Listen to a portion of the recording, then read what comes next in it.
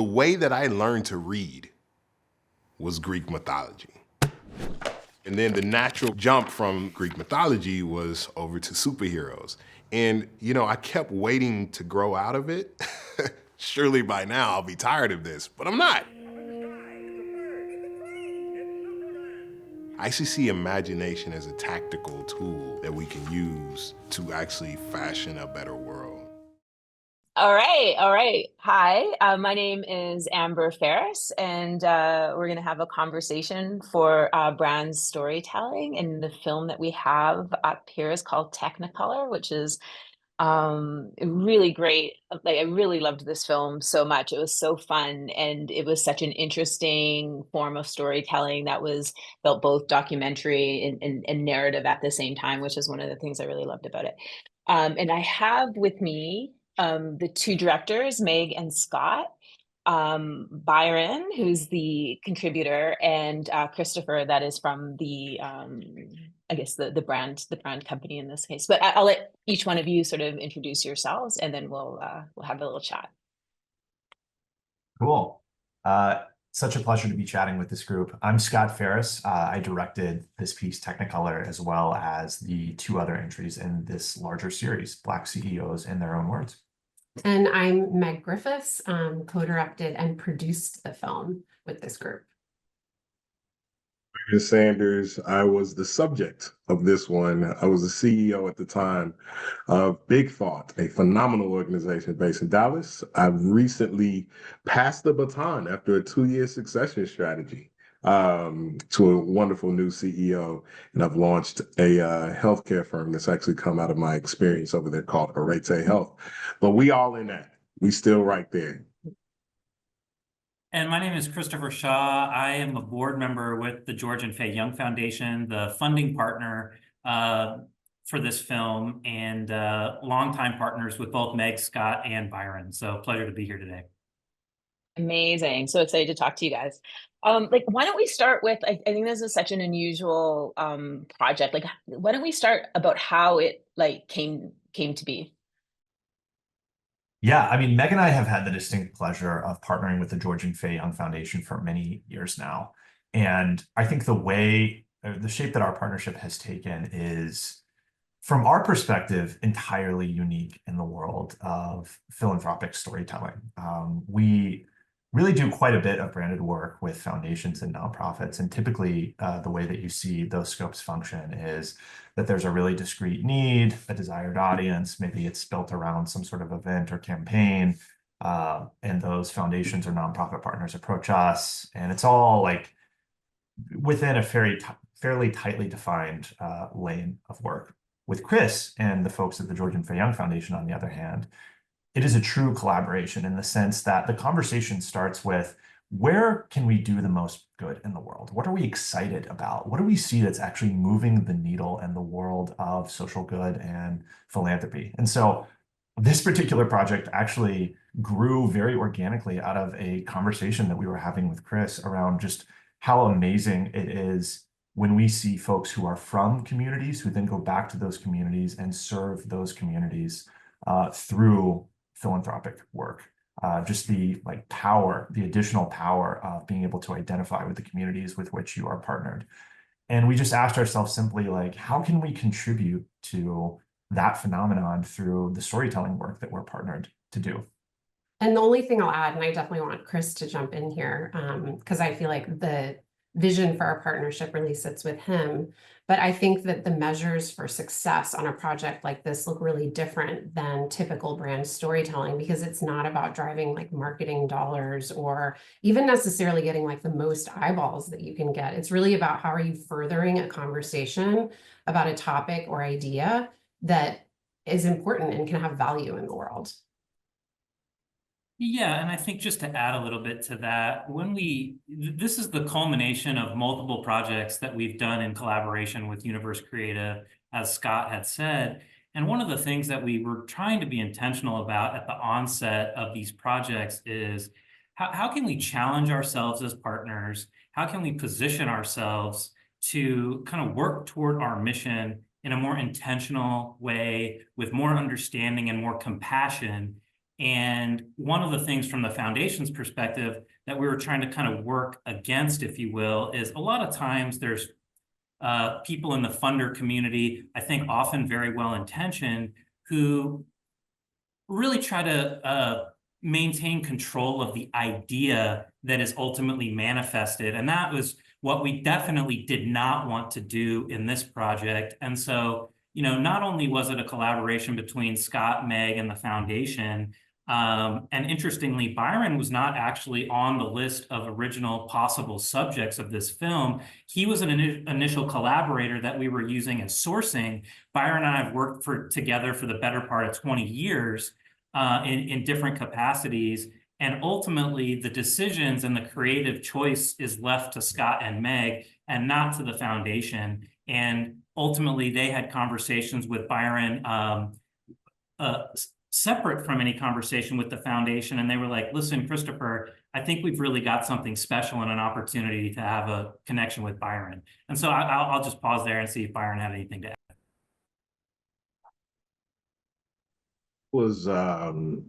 It's funny when they call me, they're like, hey, here's a project. Who do you think will be good for this? And of course I had names because to that point, I love it. So Christopher, you'll get to know this about him in this little short conversation. My man is super intentional about everything. And he always is trying to decenter himself, so much so that because of our relationship together, people know me and Christopher, we go way back. We've known each other for you know, since we were wee lads, and I didn't have none of this right here. And he didn't have that. Although his is coming in like a silver fox. I'm gonna say it, Christopher. So he wanted to make sure that nobody thought I'm gonna do a movie on my friend, right? So he's like, who else out there? And so I gave a bunch of names, and there's some great people, some of which they've been able to follow up on and do some really dope stories about for the rest of the series. And that's what I was thinking of when they came back around and said that they did want to do it on my story. Kind of like Christopher, I was like, y'all, one, wow, honored. Also, are y'all sure? Because we said we didn't want to be the Christopher and Byron show.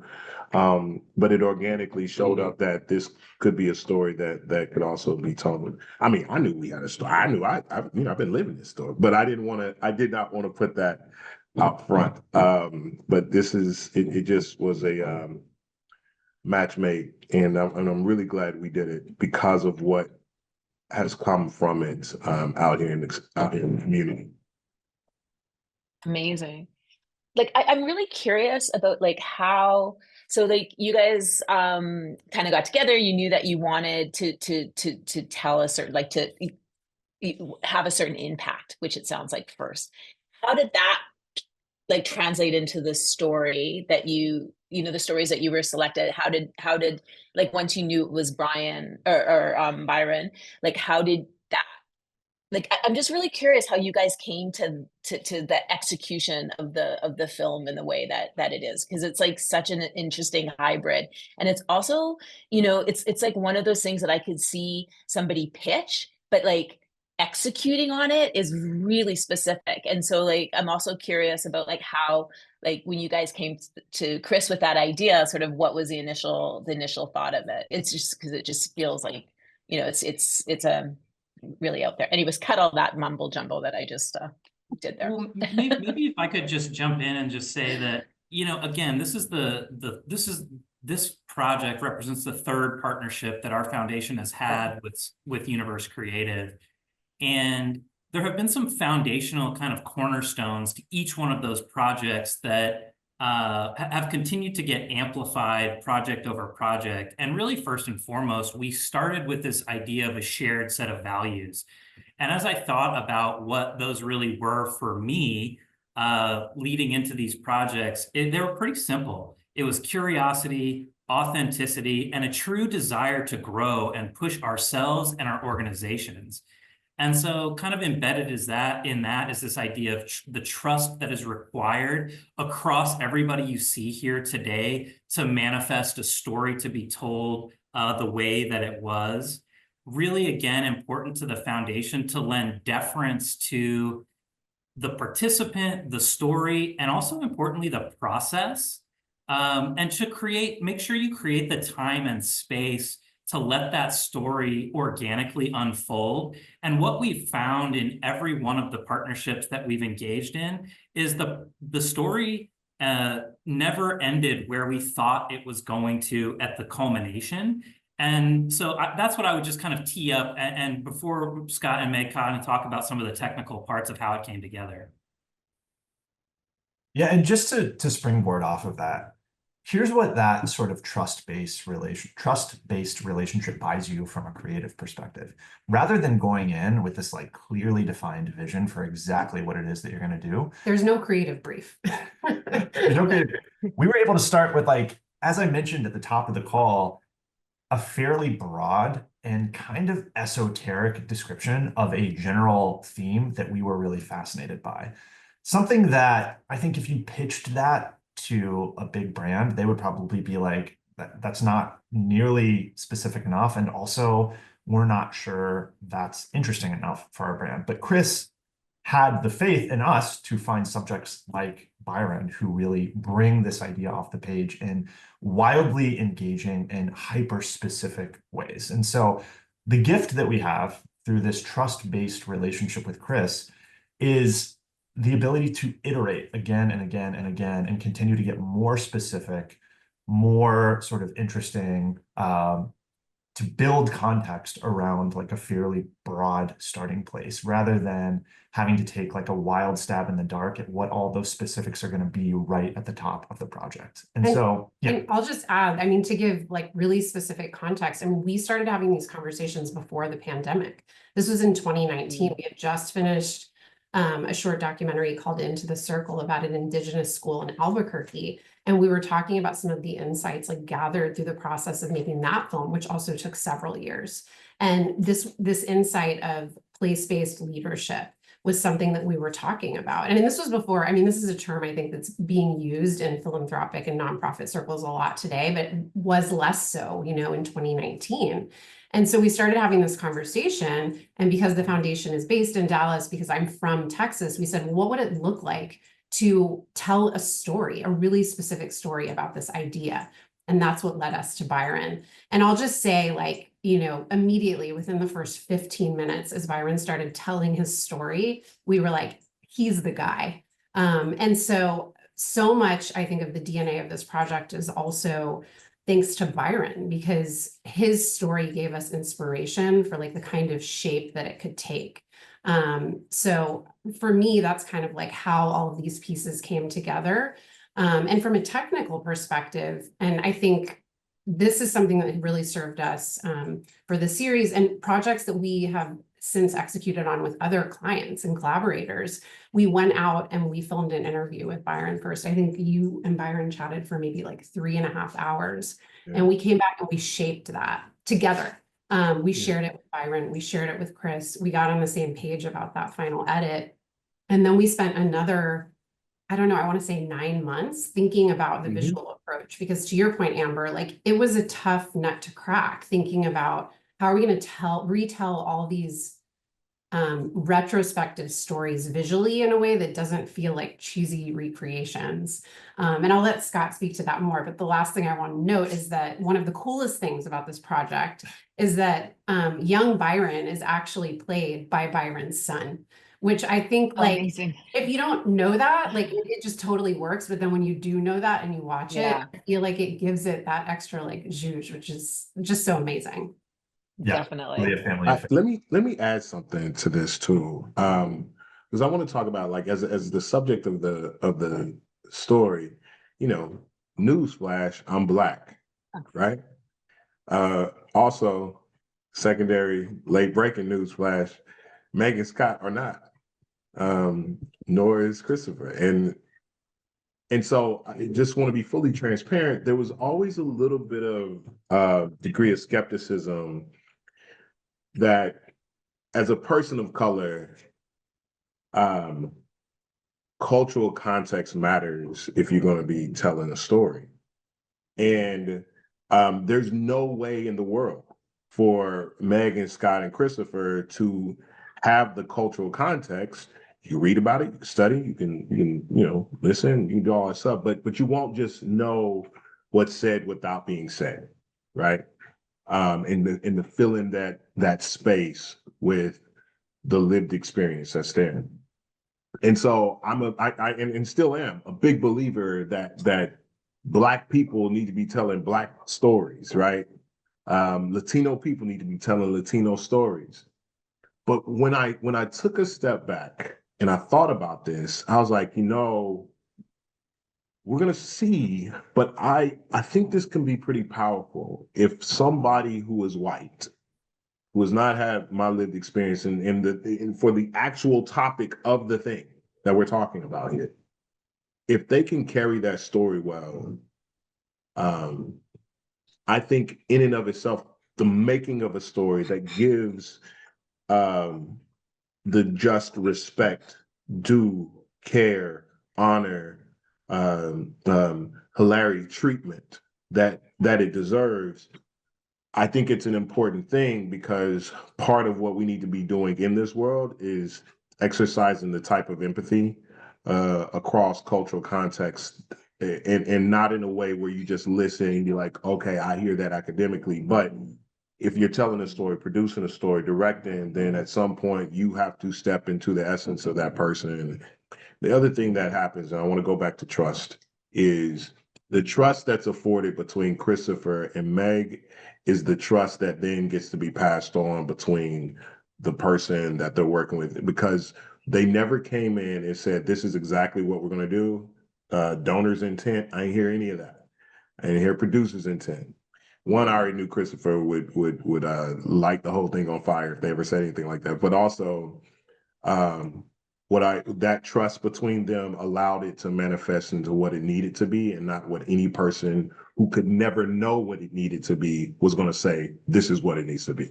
Does that make sense? So Yeah, I say all of that because I want to talk about how that conduit of trust flowed all the way through, and otherwise wouldn't have worked here. And I think I might have shared this with Megan Scott. It diffused and actually erased my concerns once I started to see the initial products come out, because I was like, okay, they're listening, they get it.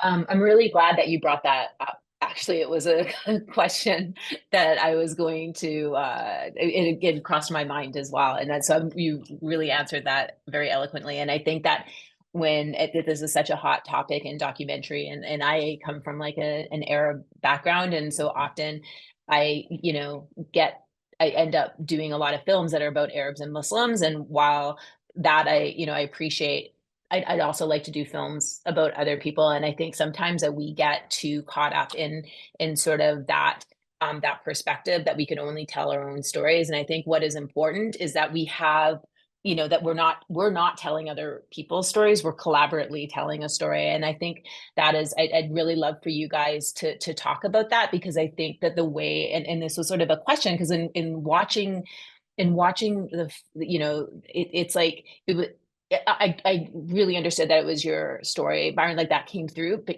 like, your storytelling ability is off the hook, man. Like, you are great. Like, you were just so charismatic, and you, yeah. And I was curious, a couple of things. I'm going all over the place here, but I was curious if like that was the first take that you used, or did you guys script that together? But also, just if you could tell me, because like not all documentary filmmakers, or this isn't necessarily a documentary, but not all filmmakers work so collaboratively with their subject or the contributor. And I was wondering if you could talk about that process a little bit, because I think that's what we see. And that's kind of, Byron, what you were talking about, is that what we see on screen is like, it feels, it feels really authentic and great. So yeah, if you could talk about that a little bit.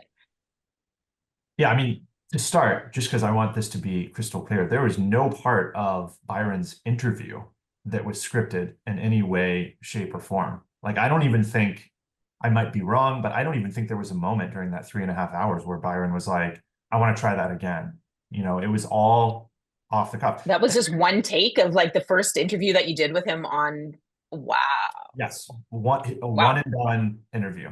And I mean, this is why after that initial exploratory phone call where Byron was supposed to be helping us identify subjects, we went back to Chris and we were like, this man is a phenomenal storyteller. And it's not like there wasn't already media that featured his voice, which I think was another part of the hesitancy initially. It's like, oh, do we want to make more pieces of content about this person? And then we had that first call and we were like, yes, we do.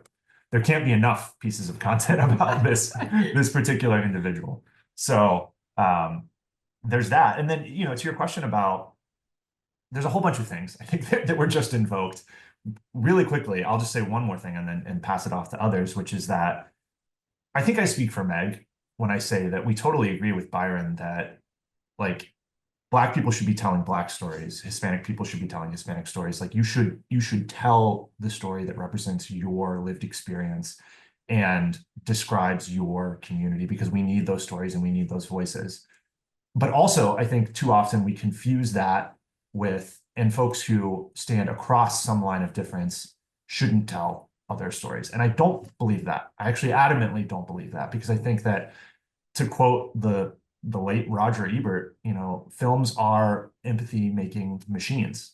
And we generate empathy not by watching stories across lines of difference, but also by making them. Selfishly, this was a really beneficial and growth-inducing process to make not just Byron's story, but this entire series for Meg and Chris and I. And I think that the key to it, in addition to being a good partner and listening to folks like Byron, is not being afraid to make a mistake. And I'm not necessarily saying that huge mistakes were made in Byron's piece, but Meg and I have been in this social impact storytelling space for a long time. And we have engaged in storytelling projects with folks across lines of difference where we didn't always get it right on the first try. And sometimes hard conversations result from that. And I think part of the key to doing this work well and sustainably is just being okay with that, being ready to say, I'm really sorry, like, we fell short here, but let's not give up. Like, how can we learn? How can we grow? How can we make amends? And let's do it again, and let's do it better this time, and let's do it better moving forward. And so I think part of just like losing our fear of not getting it right on the first try and really coming at it with like a learner's mindset, I think has been helpful for us. And the only other thing I would add to that is just about circling back to Byron's point of calling out some of the cultural differences between he and the lived experiences between he, Scott, Meg, and I. We spent a ton of time in the community talking to people that Byron knows, that a lot of people that Byron doesn't know, asking the very question, just to keep it simple in this conversation, should 3 people that look like Scott, Meg, and I tell this story? And emphatically, to a person, it was more about honoring the story and the lived experience than who was positioned to tell it. And so we were set we in our mind, we were open to the idea that if we get the feedback from the community that this is not the path to take, we weren't going to take it. And we resoundingly were encouraged to do it.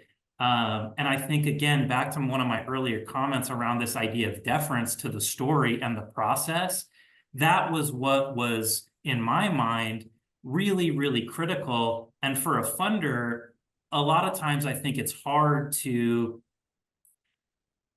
provide the financial resources and then just get out of the way. And the foundation and I were honored to participate in every opportunity that was sort of desired or sought. But in every other instance, our goal was to let the professionals do the work and let Byron's story be spotlighted. And I think those were a couple of the things that, in my mind, in retrospect, really made the end product resonate with the communities that they were supposed to be holding up. Jump in. I'm building off of what both of you all have said, and it just brought me to this whole notion, right? This is a Black story, right? It was a Black story, my story, and it's one that white people also needed to hear. So just kind of another similar part in my life. So there was a time when I was the chair in college of the Black Awareness Committee within the programming council then. And I put on this dope stuff. I even was able to bring Bobby Seale to SMU's campus, Southern Methodist University, which is crazy to even think about today. And I got so frustrated because the only people who would come to the Black Awareness Committee programs were Black people. I was like, yeah, so obviously there's a lot that we need to learn about ourselves, but I was like, part of what I'm trying to do is so y'all will learn a little bit more about what's happening over here, and then we can move to a better place where I think everybody understands each other. And quite frankly, when we're saying this systemic policy needs to change later, somebody has some contextual grounding for why we're saying that is true, right? And as a stated goal, even at the very beginning in my participation, is I was like, I want this to be shown not just to Black audiences. We need this to be shown to the philanthropic community, the ones who are the donors, the ones who are the investor class in social enterprises, right? And the whole point was, if anybody goes and watches the story, it's really important because the way the nonprofit industrial complex is structured, power still rests in mostly white, mostly wealthy hands at the board level, at the donor level, those types of things. And if folks don't hear the stories of the people who are doing the work, the people who might have the lived experience or the background or the demographic connection that I have, then oftentimes the same perpetual harm, hurt, and danger sometimes that we face in doing this work will continue. So in a way, and the thing that really got me comfortable with this was not only did they respect and hold my story true, but I felt like they were the bridge. I felt like they could be a bridge to helping folks who are not me understand me. And the goal was, I say it, toward the end, the goal is to normalize me in that seat, to normalize a person who looks or comes from a place that's like me in that seat. And I can't normalize me by myself. I need allies. I need other people who are bridgers and brokers to be able to do so. And I felt like the making of this, the way y'all did, is part of that process. It's a component. Amazing. I mean, can you elaborate a little bit more on the actual making of it? Because you did an interview, and then you said took 9 months after that. But like so from that interview, can you take me through sort of the process of how you guys came with the format and and executed on that, and sort of in that too, also how was Byron involved in that as well? Yeah. So this is my recollection of how this piece took shape, which is that we had a series of what we would call pre-interviews or phone conversations with Byron, very casual, very informal, during which he was sort of laying out his journey from birth to present day. Really, we cast such a wide net in those early conversations. And Meg and I, meanwhile, are just really taking notes on the things that jump out to us as being particularly captivating, and themes that we might start to draw connections between. We took the notes from those pre-conversations and mapped out kind of like a high-level overview of what we thought this piece might entail. And I think we shared that with Byron. Byron, do you remember seeing that? I think so. You did. No, you 100% did. Yeah, and so that was our guide for then the on-camera interview.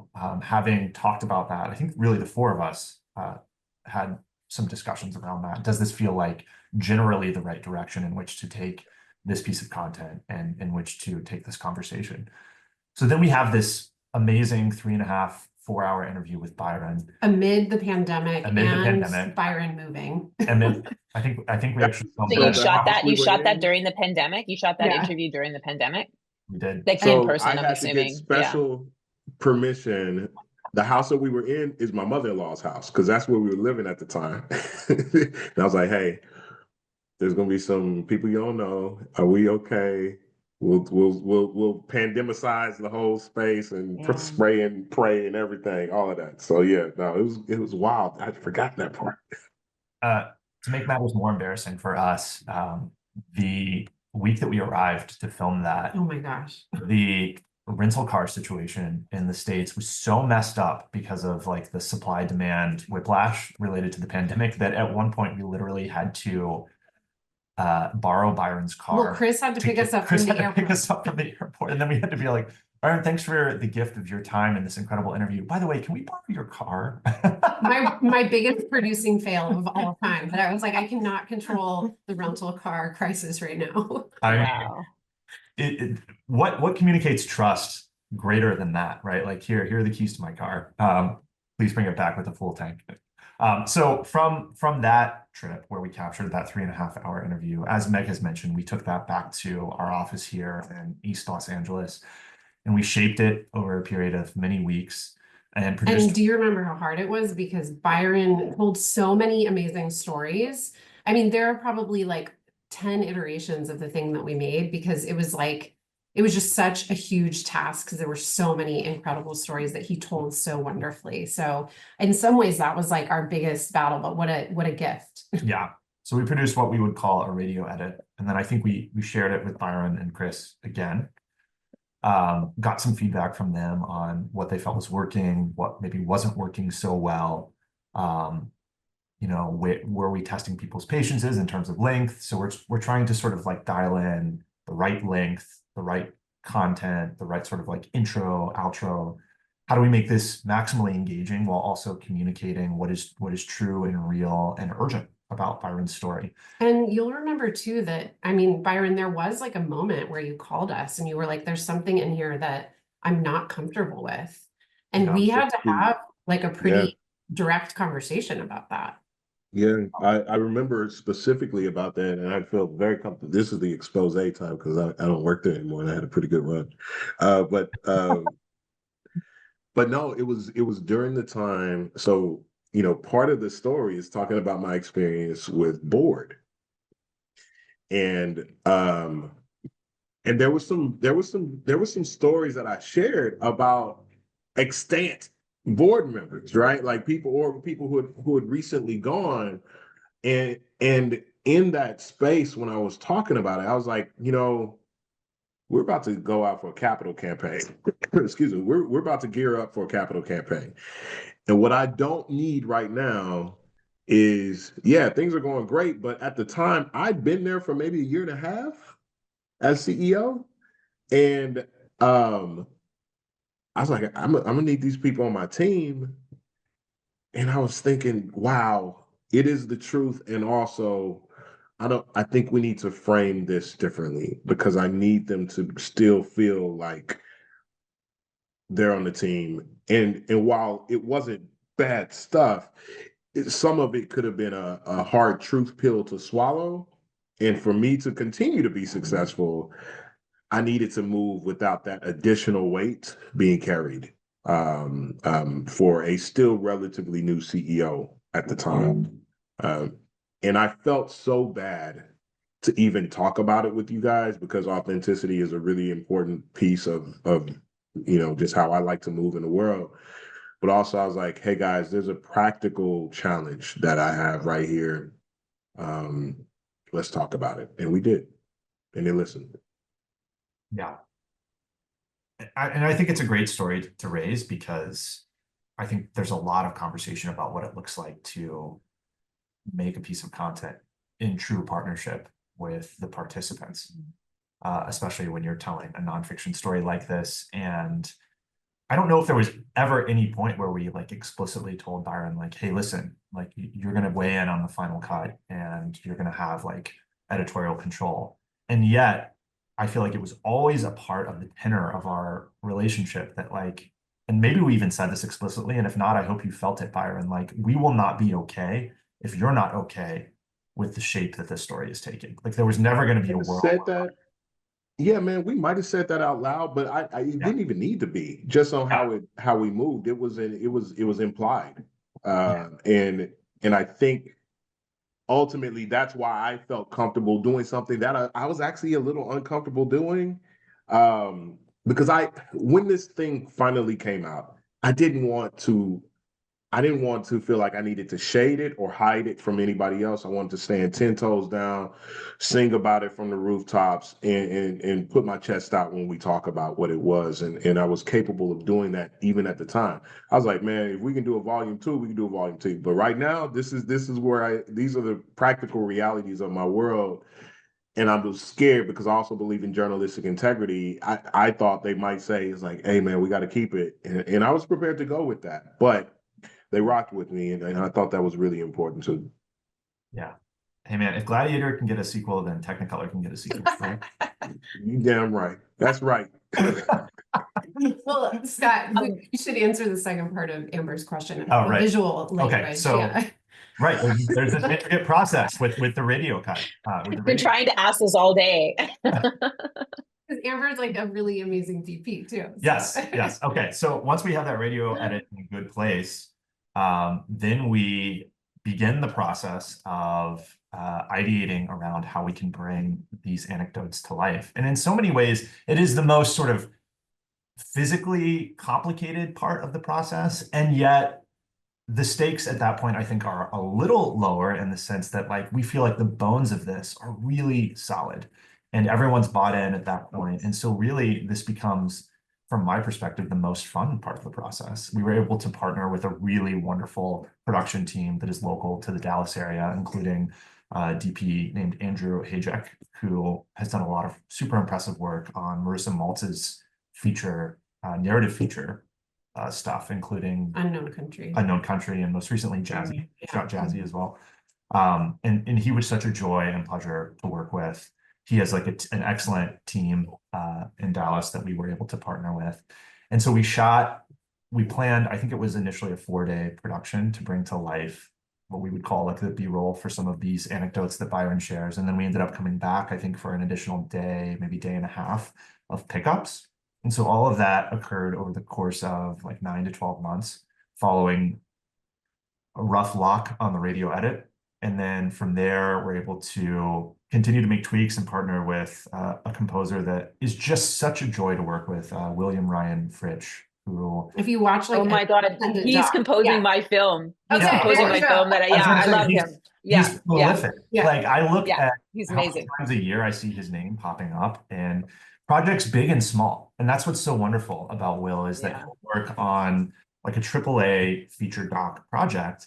And then he also will make time for folks like us who are doing like relatively independent short doc. And he's just enthusiastic about every single project. I mean, when he watched the Byron story, he just like, the first time we got on the phone with him, it was a half-hour call. I'm pretty sure he spent 28 minutes just talking about how much he loved Byron and how inspired he was by the story. We had to be like, Will, let's talk about the business now. Let's talk about the composition, please. And what I will say about the visual language is I'm a journalist, so I come from like a more journalistic documentary background. Scott went to film school and is more traditionally trained in narrative and scripted work. And so what was cool about this project was like, for me, it was a giant leap. When he started talking about like recreations and stuff, I was like, oh my God, this is like going to be cheesy. Like how, I just don't think it's going to work. I had so much skepticism. But looking back, I mean, I feel like you were right on the money in terms of like, no, this is going to be the way to bring this to life. It's going to be really cinematic, but it's still going to feel authentic. And then to Byron's credit, when we were like, you know, is there a kid maybe in the neighborhood, you know, that might want to play you?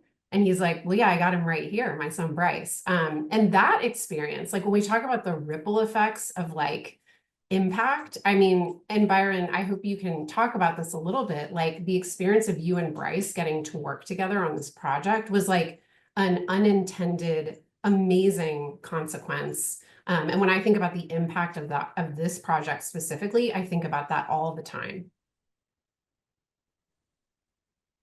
Yeah,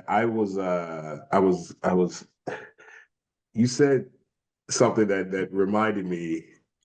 I too was like, man, I trust these guys because Christopher trust, and then also I saw some of their work too. I was like, man, I don't want this to be cheesy either. I was like, please don't make it cheesy. I obviously, you know, wasn't as familiar with the format, but geez, man, I was like, just don't let it be cheesy. And then boom, I remember seeing the first cut and I was like, wow, how did y'all do this? The talk that we had was I cannot overemphasize that. It was such a wide-ranging conversation. The fact that they got it down into this narrowly constrained, we could have gone a number of different routes. We could have talked about domestic violence. We could talk about childhood trauma. We could have talked about this and that. Bryce, come here, man. Come here. I just need y'all to see something.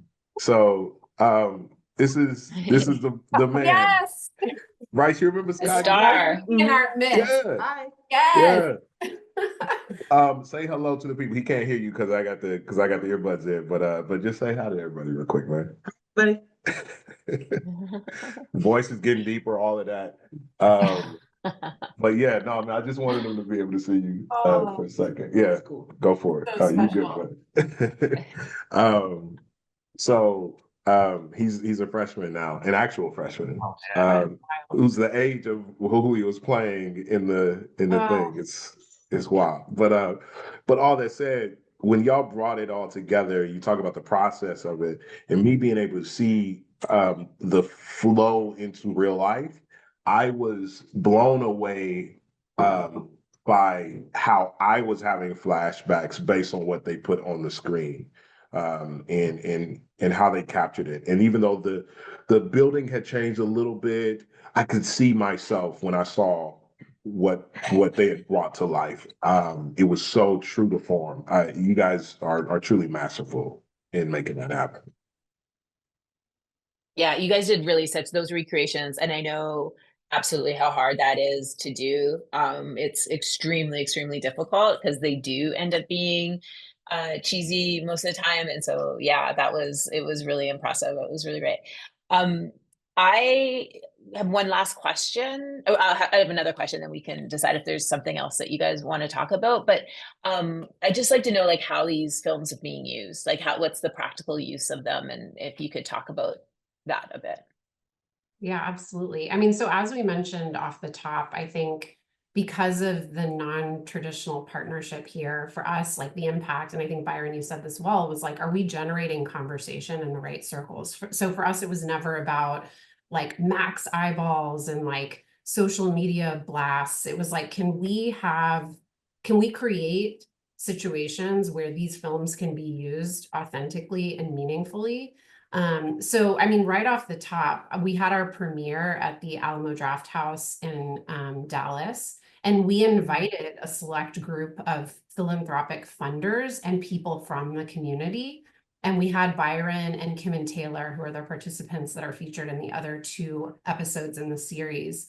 And it was an incredible experience because we hosted like a very intimate conversation between these 3 folks. They talked about their experiences and the audience got to respond. And I mean, there were like tears all around. And since then, we've been able to host similar conversations within larger groups. I mean, I mentioned earlier, we just did a series with the African American Affinity Group within Capital Group, which is a giant global brand. And that was another like great set of conversations that I think really people were able to draw direct meaning. This isn't like, oh, I'm watching a Vimeo link like half-heartedly while I'm doing something else. These are like intense, real conversations.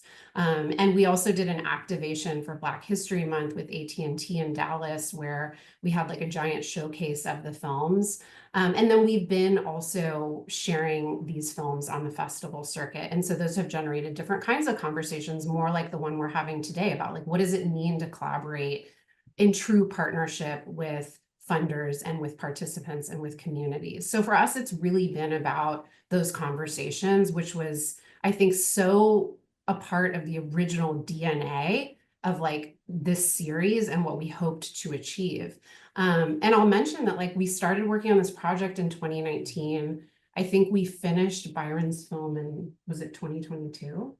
It was like either the end of 21 or the start of 22. Yeah. Now we're going into 2025 and these films still have relevance. So it's, when I think about the impact, this was not just like a momentary campaign for like Black History Month. We were like, no, we really want to leverage these as a tool to change the way people are thinking and talking about this work. And so that's my perspective on it. But I want to hear what Well, everyone I would just add that, films have really screened in all the domains you could think of, from for-profit to nonprofit to community settings.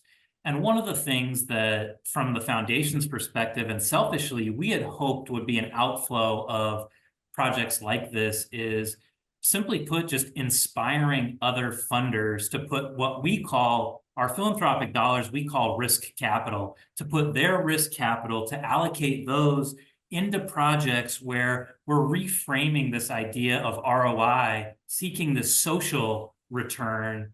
And, although I would say that I had hoped that there will continue to be more traction from the philanthropic sector to invest in projects like this, because anybody who's watching this Q&A will understand and appreciate that these projects are complex. Even though it's a short, they cost a lot of money. They take a ton of people's time. And we really believe that as a funder who is interested in nurturing those who are doing the work of equity and justice, that this is a really important component to honor these narrative stories. And so it's really been inspirational for me to see the traction that films like this have gotten across all these different domains, which, again, maybe we talked about, but it's hard to plan for that. I'm a nonprofit guy and will continue to remain to be a nonprofit guy, even though I'm now in the for-profit social enterprise place. However, the reason why I'm a nonprofit guy is because I actually understand the limitations of nonprofits. Nonprofits, unfortunately, if people were to just really say it out loud, a lot of people think nonprofits are supposed to solve society's problems. You got all these problems that are out there: homelessness, you got, food insecurity, you got, education, youth development things, and they think we're supposed to go solve them, but we're not. What we are, though, we are research and development. We are the lab. We are the place that you go to get insights based on the work that we're doing. Now, we stop short on that mission, on that purpose, on that strategy, if we don't tell the stories of what we just found out. If we're not telling the stories of the insights that come, and then we can apply those to a policy or being embraced here, embedded over here, move it to a place where there's more scale and resources, all that stuff. If it just stays in nonprofitdom, then it ends up becoming this exercise where society keeps patting itself on the back because they keep giving to this organization that's doing great work in this neck of the woods over here in this neighborhood. Great. But to what end? Because you have to be really lucky to happen to live next to a 4-oak cliff. You have to be really lucky to be able to have Kim Williams walk into your door and talk about interfaith, right? You have to be really lucky to be a kid where Big Thought happens to be at your school. But for all the hundreds of thousands and millions of people where they don't have that, how are they benefiting from the work that's happening here? And you can't do that without stories. And that's why I am so grateful that Christopher decided to spend the money to help tell the stories that can then grow. Because I'm gonna give you one more example of the place where this was utilized. There was a screening done in Chicago with the Koya group, right? And they did a screening, and the audience was primarily people who are actually me.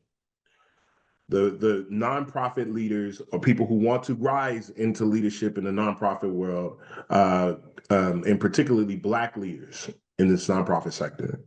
There were tears all throughout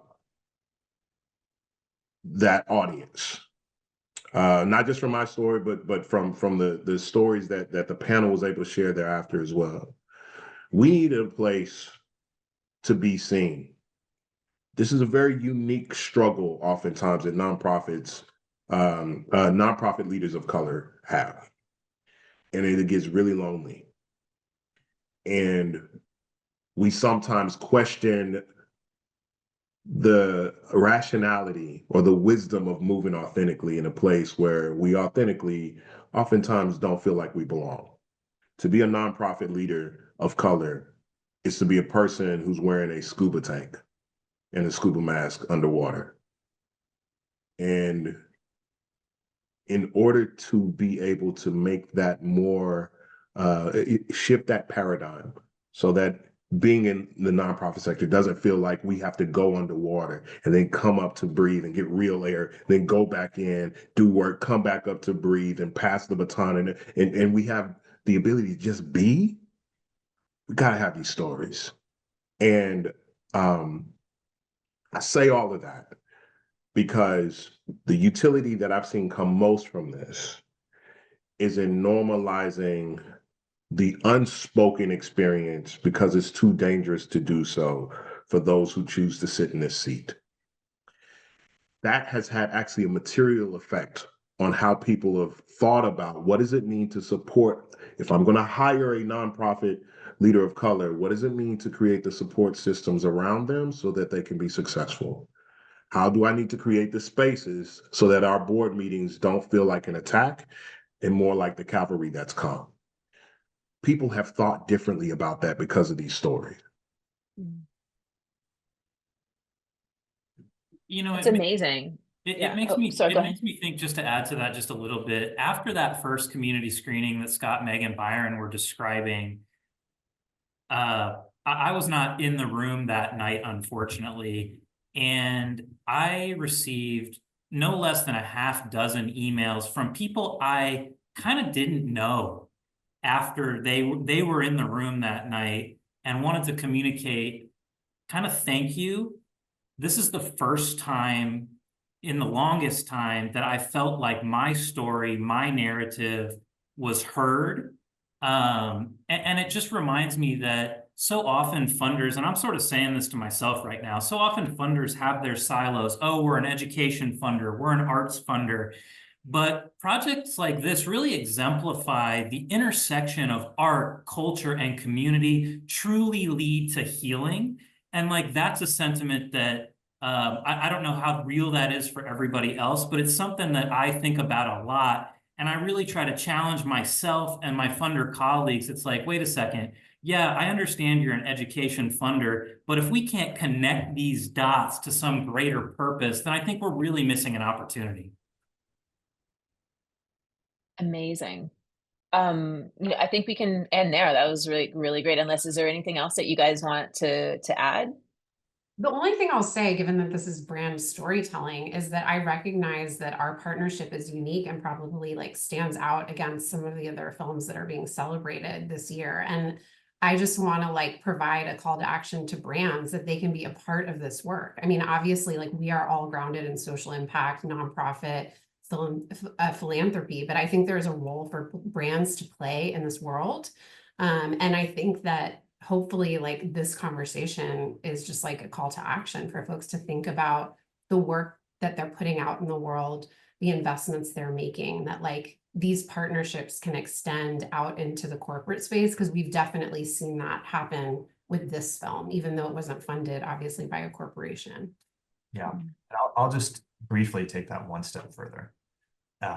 In the social impact space, in the foundation and nonprofit space, Meg and I have been telling stories in that space for over 10 years at this point. And far too rarely when a project is initiated, do people bother to ask the question, is this just something that I would watch on a Friday night? Will this hold my interest?